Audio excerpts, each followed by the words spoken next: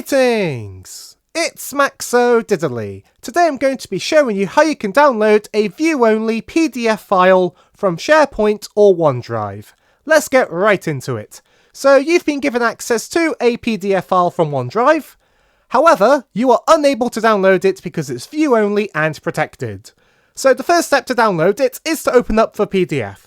So either open up the PDF in the OneDrive view, or you can just click on the link you've been given directly. And once you've opened up the PDF file, I want you to open up the developer tools. So you can either press F12 on your keyboard, or if that doesn't work, you can click on the three dotted button up here, then go to more tools, then go to developer tools. And once you do this, it will most likely be in the console view, and you're going to want to click on the network tab. If you see a network button up here, like this, click on it, and you're good to go. If you don't see a network tab here, click on the More Tabs button here, and then click on Network in the drop-down menu. You'll then be presented with this network table. It's going to be empty, and what you want to now do is click on the Reload Page button. When you do so, you'll notice this table is going to be populated with many entries. Now you're going to want to click on the size table up here. Click on it again so the biggest file is at the top, and then make sure you scroll to the top of the table to find the biggest file. This file will be roughly the same size as the original PDF file, and feel free to drag out the developer tools so you have more space to view the file size. And in almost every situation, you're going to want to pick the top entry. Also, the entry you're looking for is going to have the text pass-through in it. And there's only one file here with pass-through in it that's also big.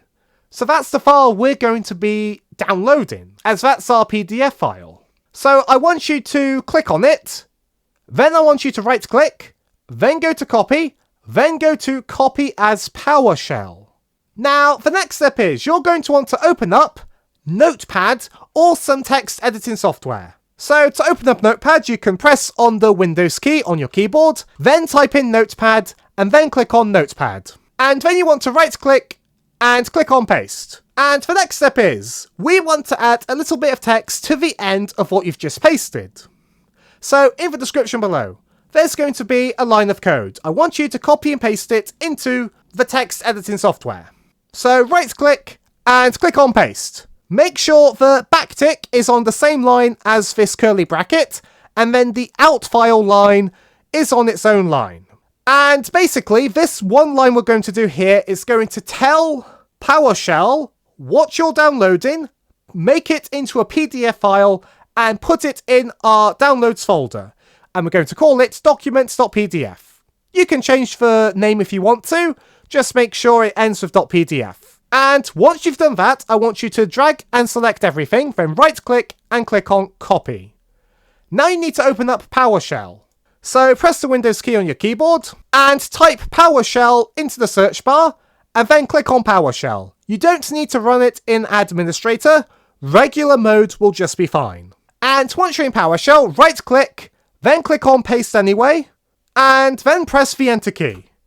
If it works, you're going to start seeing writing request stream, and this is the amount of bytes that's been written. This can take a while, depending on the file size of your PDF file.